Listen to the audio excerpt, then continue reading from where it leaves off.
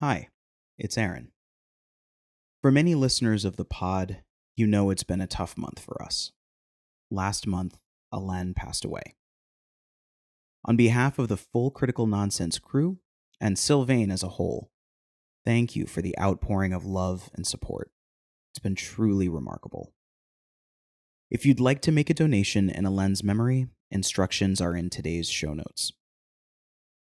We'll be back on the air properly in January, but in lieu of this year's Prognostications episode, we're going to play an episode that hadn't run yet.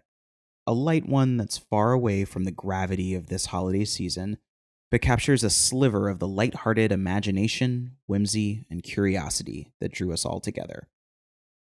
Peace, take care, and enjoy.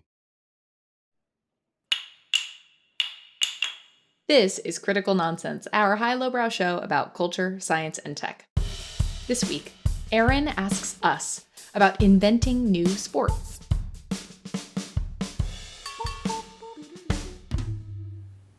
Woo! I hope you never lose your sense of wonder. You get your fill to eat, but always keep that hunger. This is what a Joey sounds like. Ooh, that's moving. Beep, bop, bop, bada, boop. This is what an Aaron sounds like. From Leanne Womack to the Scatman John. Yes. This is what an executive producer and skiddly bop bop B Jess Vander sounds like. Hi, this is Jess. Okay, I'm not going to do the whole thing, but it's just a very catchy song. I remember being on a Pop Warner football field when that song came out and was playing on MTV and just having it stuck in my head and just singing I'm the Scatman over and over and over again. I'm convinced that Scatman John is the troubadour of echolalia. Like, that's what that song is designed for, is to stimulate it in those in whom it might be latent. Yes. I think that's it. Yes. And if you are a technologically enabled parrot like me, then who is afflicted with echolalia, then it is a trap. It is a dangerous, dangerous trap. I am desperate to write a short story about Joey the cyber parrot. Like this, there's something really good there. Yes. Maybe I'll do that this weekend, right? There's something there. I've realized my daughter has this problem also. She's also afflicted with my echolalia. And which is a great word, by the way. Relevant for developmental psychology and teaching young children to speak, as well as adults who somehow never break the cycle. But my daughter has been scream singing Cher's Do You Believe in Love? Or wow. I believe is the name of the track. You are correct. But to herself as she goes to bed every night. It's just like far off in the room. It's like, do you believe in that? I'm just like, oh my God, it's still going.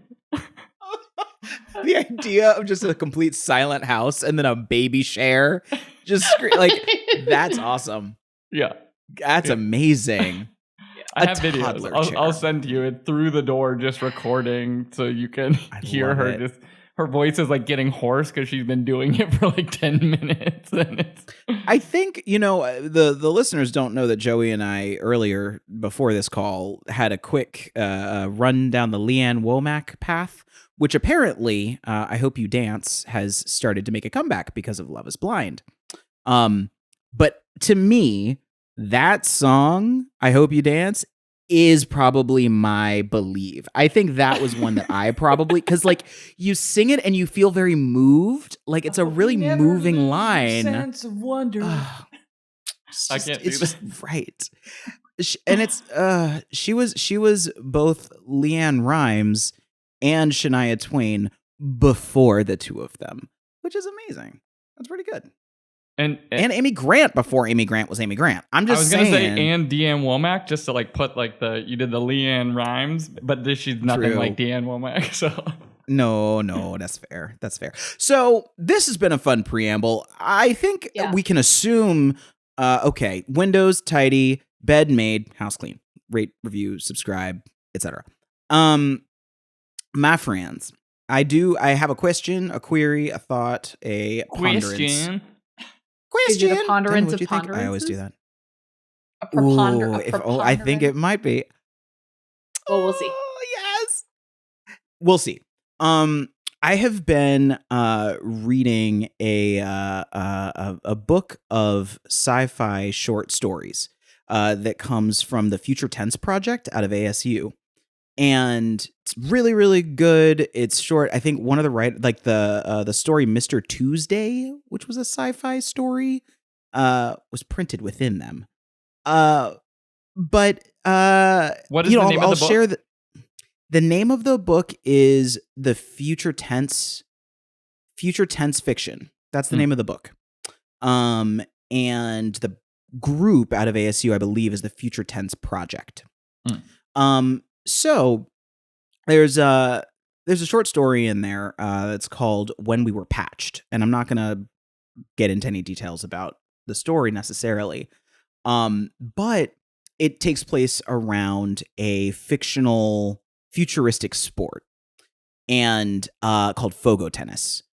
And I'm sitting there reading this and I'm having, sci-fi flashbacks to Battlestar Galactica, where they had the game Pyramid that got played throughout the whole series. And sci-fi does this a lot. I think there's a made-up sport in whatchamacallit. Did I say Mr. Tuesday? Mm-hmm. I did say Mr. Tuesday. Mr. Thursday. My bad. Corrections Department, real time. Live corrections. Mentioning this. Live corrections. I do believe there's also a fake sport in Starship Troopers, perhaps. I could be wrong. To be honest, all I remember is Casper Van Dien's butt, because that's what everybody remembers from that movie to begin with. Anyhow, what struck me in this as I was reading this is really the thought of like how sports come to be, how sports become consecrated. And I just sort of sat and thought about how Major League Baseball and football, the way that we currently think about it, haven't really changed, like these major American sports. And so my question for y'all is, when did we stop inventing sports? Other than pickleball?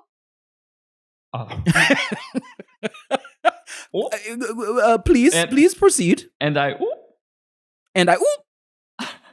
Jasmine Masters always. Well, okay, so that it's like almost unfair to immediately go to the wait, but what about the new sports? And then I also think of like the magicless attempt at Quidditch, which is like way less compelling, but you're like running around with a broom between your legs.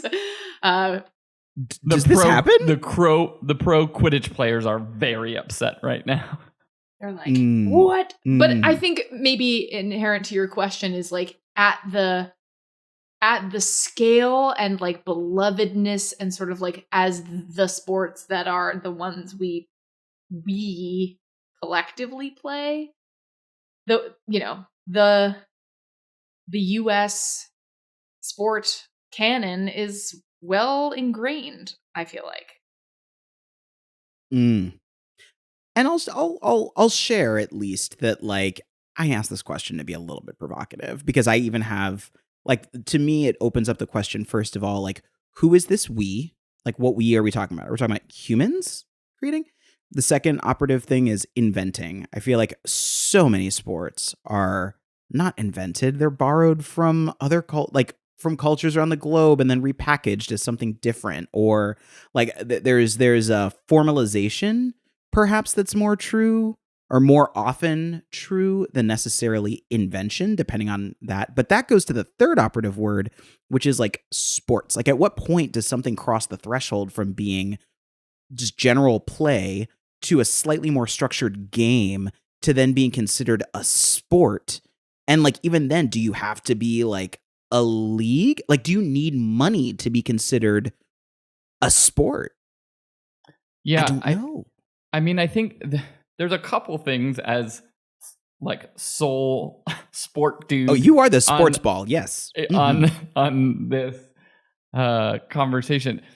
Sports have changed quite a bit, just as like a pushback on that part. Like the rules have like different leagues are more and less progressive and different sports are more and less progressive in the evolution. Like soccer is relatively less progressive, but like football and even basketball to a degree are pushing, and baseball is breaking that progressive. Like the pitch clock is like had quite a significant impact on gameplay and viewership. So like putting that aside, I still broadly football did invent the XFL at some point. So I want to further corroborate your point. Please continue.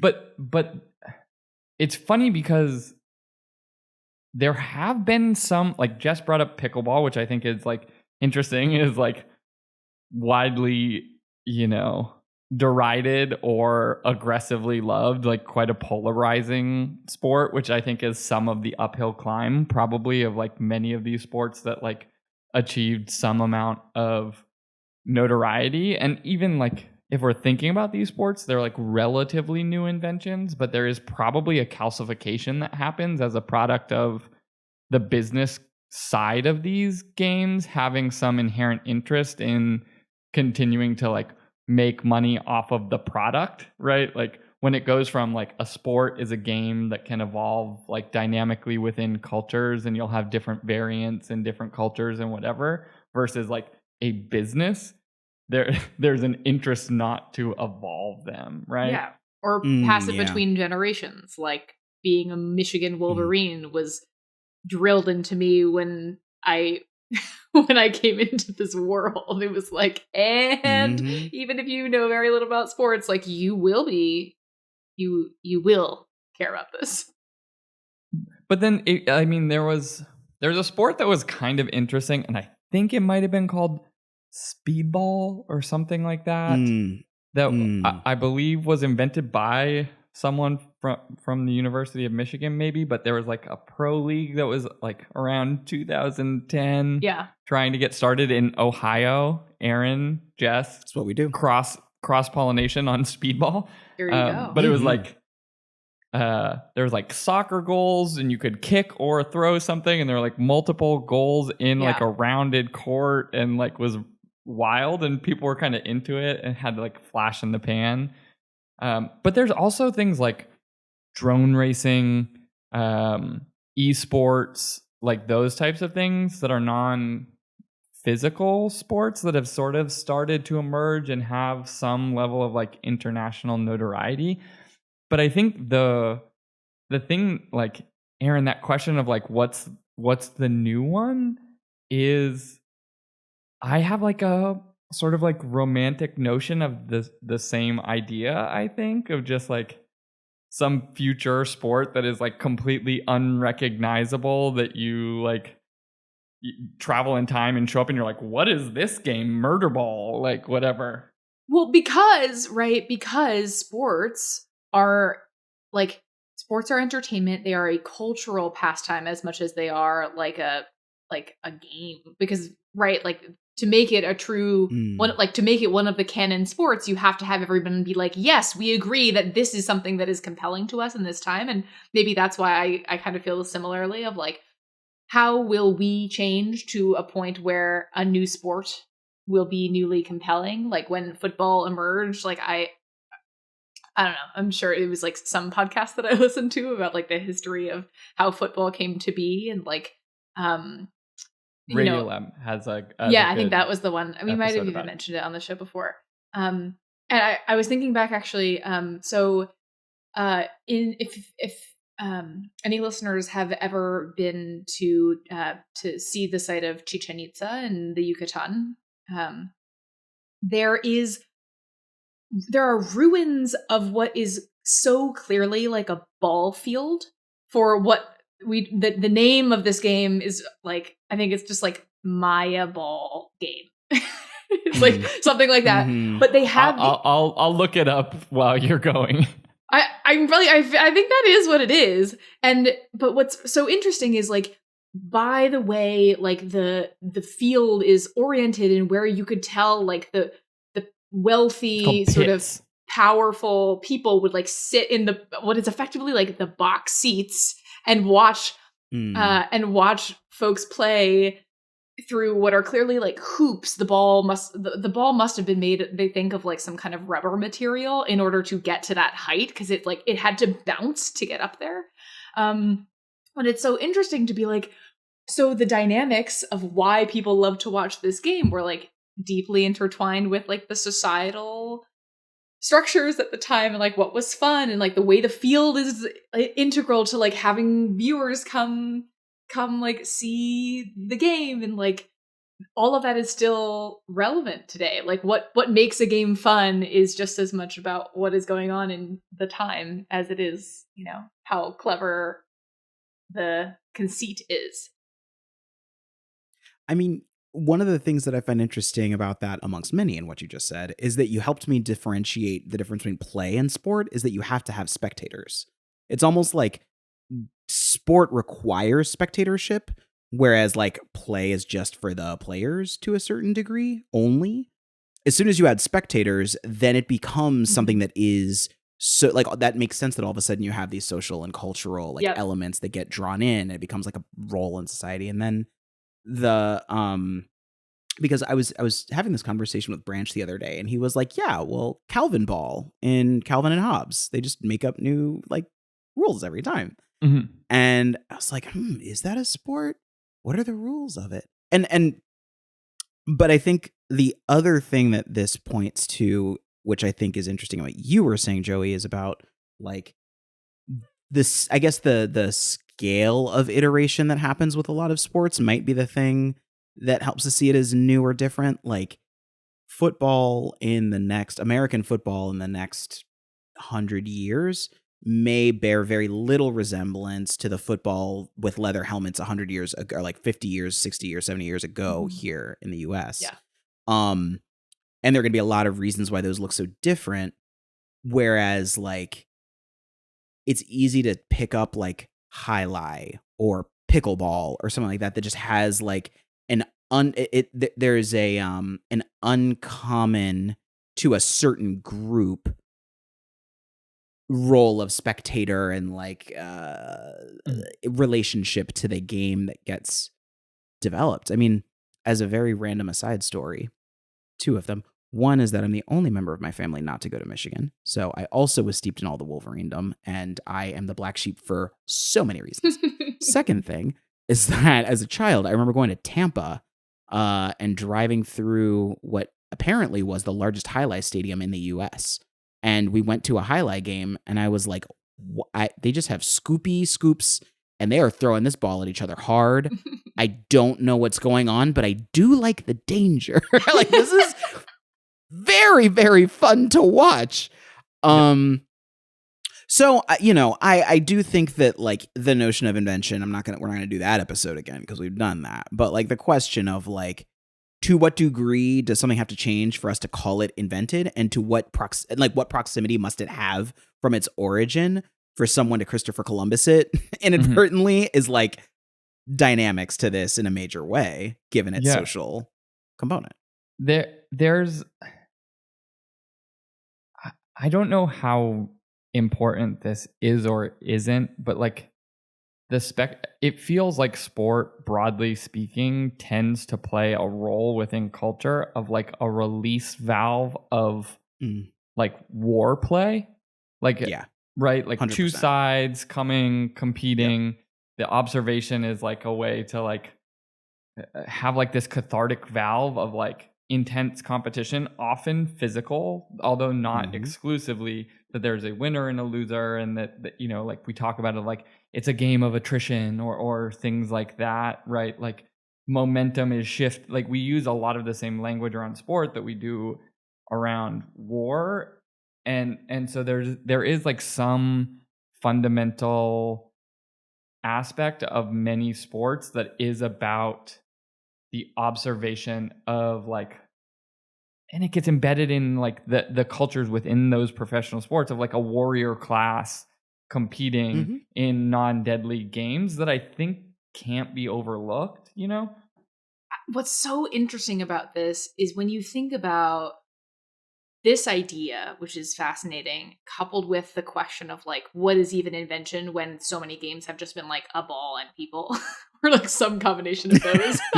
It's like, it also pertains to the dialogue around like the things that don't theoretically, like, you know, in air quotes, like qualify as a sport, like discussion where people are like, chess isn't a sport, like video games can't be a sport. Yeah. But what's interesting is like, as our modes of spectatorship have evolved, where like you can watch football from your couch, you can watch League of Legends in a stadium. Like it's interesting to think about the war games being elevated and inventing new types of compelling sports where it doesn't have to be the foot soldier that you're watching. Like, it's actually like, is chess a sport of commanders?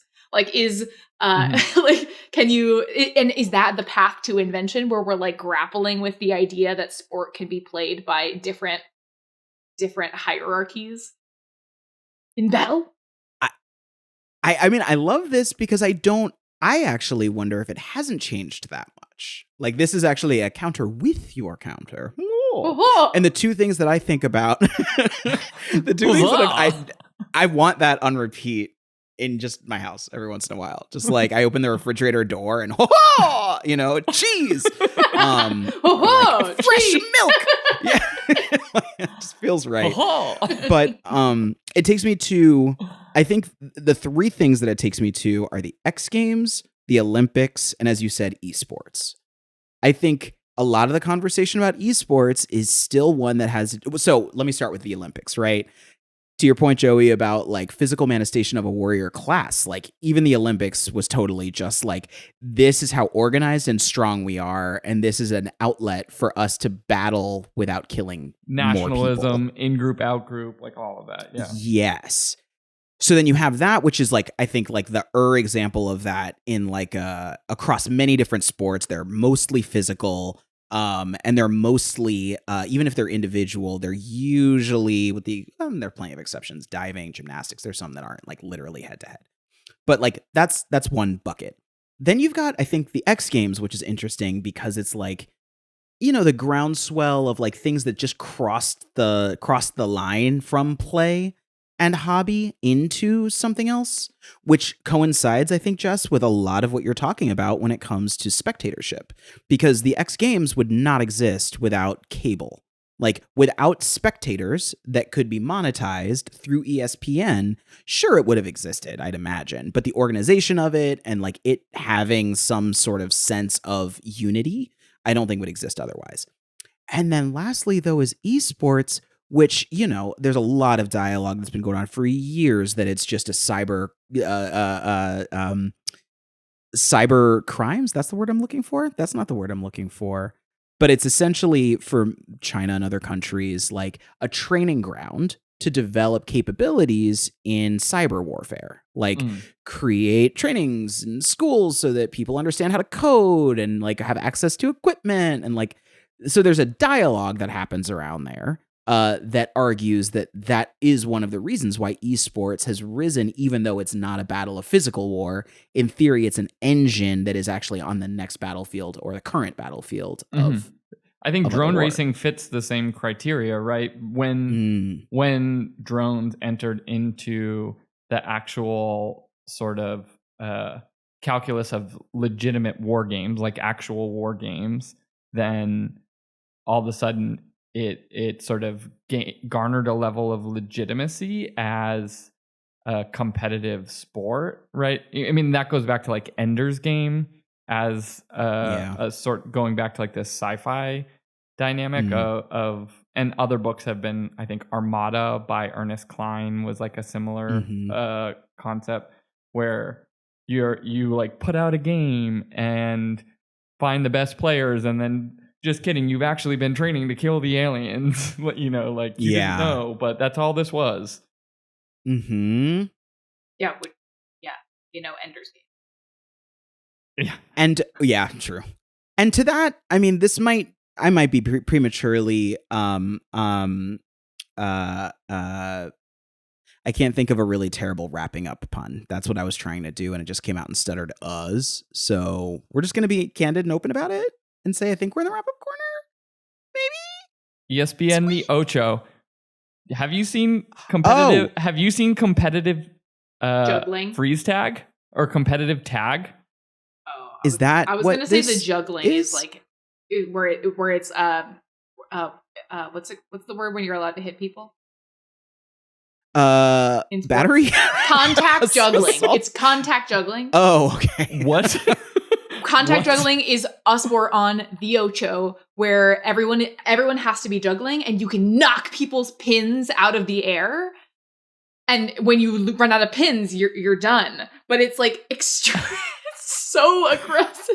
This game. And also everyone's like, my jaw's on the floor. I am. ESPN Ocho. That's amazing. ESPN Ocho, Aaron, was a joke in the movie Dodgeball, but then at some point ESPN was like, maybe we should just make the Ocho. But like, have you ever like been caught being like, oh, competitive cornhole is on TV, and you're like, I guess I'm watching competitive cornhole. I don't know why I'm so sucked into this.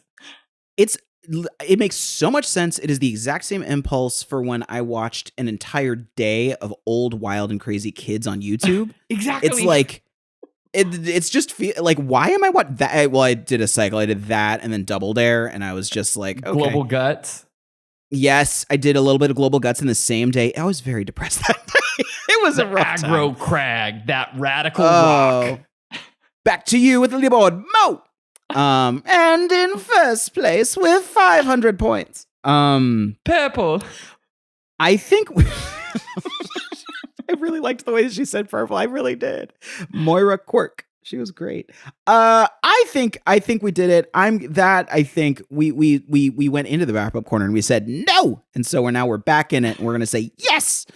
And I think that we have explored that that sports are complicated. Sports are fun. There's a lot of different ways that we can define what is a sport. And ultimately, perhaps we as humans may not need to only battle each other for dominance, but can also just enjoy watching other people battle each other for dominance. I think I did a great job. Blat. I think that did it. Blat. Yep, bro, did it. Cool. Thank you for coming. Does blat mean fuck in Russian? I just realized it may actually be a swear. I have not studied my Russian in a very long time, so I can't tell you. I thought you were an expert on Cyrillic languages. This has gone off the rails. Critical Nonsense is a Sylvain production. Brought to you by Arf. Who's that? It's Mini Pin, the Min Pin, who comes around and resets all your bowling pins at your bowling pin alley. Get one right now. He's made of AI. Guys, you got to give me more time to think these things through. Who else we got to thank? As always, we'd like to thank executive producer and standard poodle Jess Vander. We'd also like to thank sound engineer and he ain't nothing but a hound dog, Alex Contel. We'd like to thank our programming coordinator and French bulldog, Les Jacobs. Yep, accurate. I'd also said with so much respect and love. And I would also like to bear thanks to Sarah Gilbert and Nora Mestrich, who I would argue are the Bichon Frise Sharpay, because they fancy. It's just the names for their production help. So thanks. As always, thanks, Ellen. Special thanks. Socks. We got to thank Socks. No one heard our rambling between the end of what we were just talking about and our sock rant. But man, Socks be the best when they good. Say, all right, Socks. Yeah. That is true. We talking about socks. You talking about socks. You talking about socks? Socks. Smart wool socks. They're very good. smart. Jess and I agree. Smart wool socks. Natural performance material. They're natural performance materials. My goodness. I'm looking into this. I'm going to replace my socks. I do want to thank. It's not. These sound like very formal, but future tense. Well, no. I'm going to thank the North Figueroa bookstore because that's where I picked up the future tense fiction book. And I've read 3 books from them in the past month that were like recommended by the staff. It's my local bookstore, and they were fantastic. Extremely good. The one of the other ones that I read that I highly recommend is This Is Why They Hate Us, which is a queer coming of age story set in today in East LA. I've watched and read plenty of things like it, however, nothing like it at the exact same time. It is angsty, it is teeny, there's some like Tinashe in there, like it's great. Good There's read. some Maltese. Love it. There's some Bichon Frise. Yes! There's some Sharpay. Yes, thank you. Just had to get one more in there. Sachet Sharpay. There needs to be a drag queen named that. Yeah. Is there anything else to thank? Did I just thank everything? No way. Thanks sports. Thanks invented scenarios. Player of games. Good book about invented sport / game that rules a society. I would recommend it. Fair. I don't know, by the way, if I've ever thanked India, Terror, and Disillusionment. No one got that joke? Nope. That was a Alanis Morissette joke. Okay, it's cool. It's all right. It's fine. It's fine. It's fine. It's cool. It's really... Yes. I've been holding on to that one for years for this podcast. Silence. Yeah. Okay, we've done it. I've ruined everyone's speakers. Indeed. Has commenced. Yes. We did it. Love you. Mean it. Bye. Okay, bye.